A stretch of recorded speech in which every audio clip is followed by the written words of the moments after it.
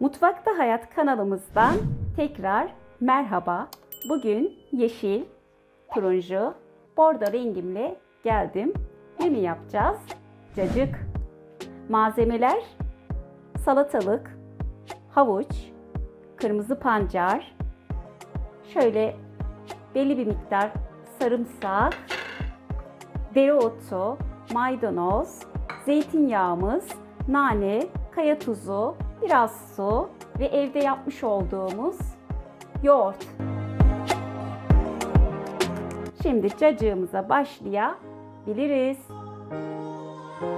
Cacıklarımızı hazırlayabilmek için ben böyle tülbent gibi olan elekten yoğurdumuzu eleyeceğim.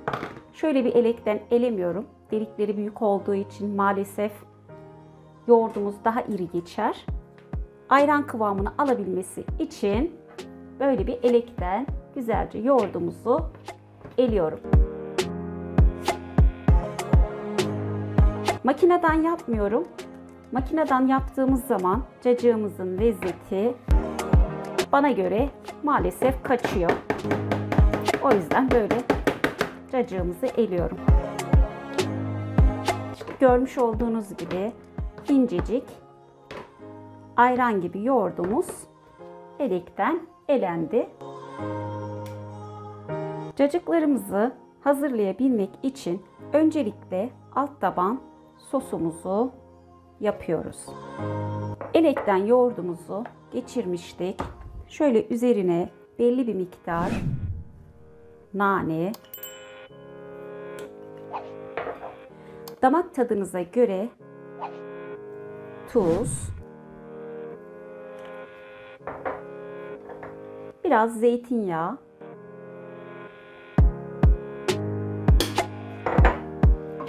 sarımsaklarımızı ezmiştim tuzla. Şöyle samırsaklarımızı ilave ettim. Şöyle güzelce bir öncelikle hepsini bir harmanlıyorum.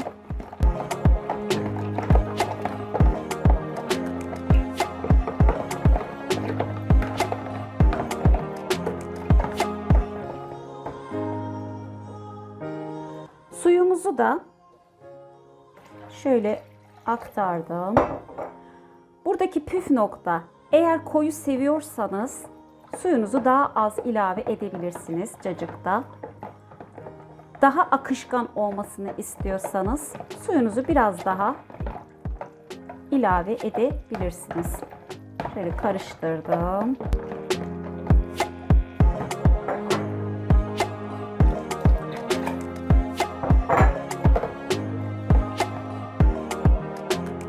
Sosumuzu 3'e böldüm şöyle kavanozlarda. Şimdi cacığımıza yapmaya başlıyorum. Aynı leğenin içerisine tekrar ilk sosumu boşalttım. Rendelemiş olduğumuz salatalıklarımı ilave ettim. Şöyle güzelce harmanlıyorum. Cacığımız hazır. Ve servis tabağına tek tek alıyorum.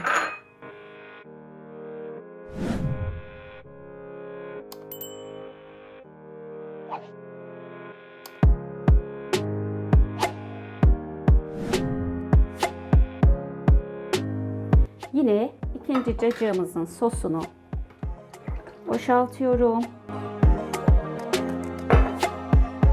Havucumu ilave ediyorum. Tekrar şöyle güzelce harmanladıktan sonra ikinci renkli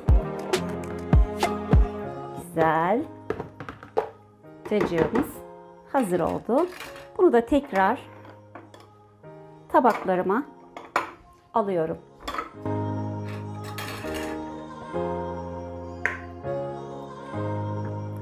Üçüncü cacığımızda da tekrar aynı leğene sosumu boşalttım.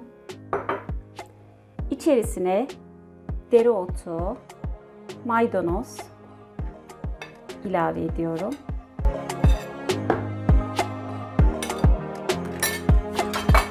Öncelikle bunları şöyle güzelce harmanladım. Pancarımızı da ilave ediyorum.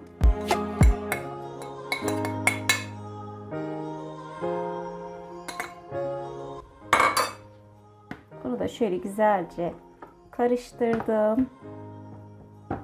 Bu içine katmış olduğumuz malzemeler tamamen sizin zevkinize kalmış. İsterseniz çok, isterseniz daha da az ilave edebilirsiniz. Benim şöyle pancarım var. Bizimkiler çok pancarlı sevmediği için ben biraz az kattım.